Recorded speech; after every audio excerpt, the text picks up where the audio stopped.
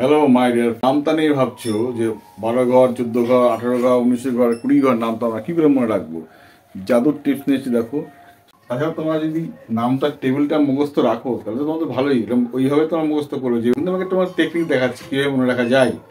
17 ঘর নামটা 9 দিয়ে করছো, গুণ করতে হবে। 9 সুতরাং কত তোমার মনে নেই, তুমি কী করবে তখন? এই 9টাকে তুমি মনে করবে 90, 9টাকে কি মনে করবে 90। আর 7 নং কত? 63। এখানে 63 লিখে দাও। যোগ করে কত হলো দেখো, 3 আর 6 আর 9 কত? 15। তো 15 গুণ 7, 16 গুণ 3, 12 গুণ 8, তারপরে 19 গুণ 6 কীভাবে করবে? এগুলোর সঙ্গে কি করবে? 10 গুণ করে দেবে, 10 গুণ করে দেবে, 10 গুণ করে দেবে, 10 গুণ করে দেবে। তাহলে 7 10 কত? 70। আর এটার সঙ্গে এটার গুণ, এটার সঙ্গে এটার গুণ, এর সঙ্গে এটার গুণ, এর সঙ্গে এটার গুণ। তাহলে 5 7 কত? 35। কত হলো?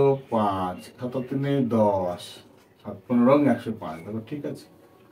এখানে দেখো 3 10 30, হ্যাঁ 3 6 18, 8।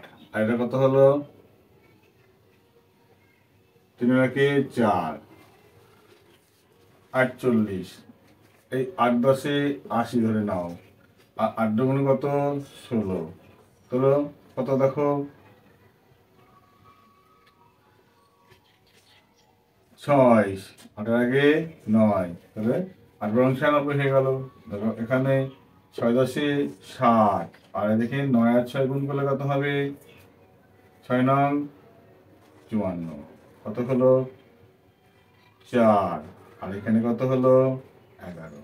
114 হয়ে গেল সহজেই।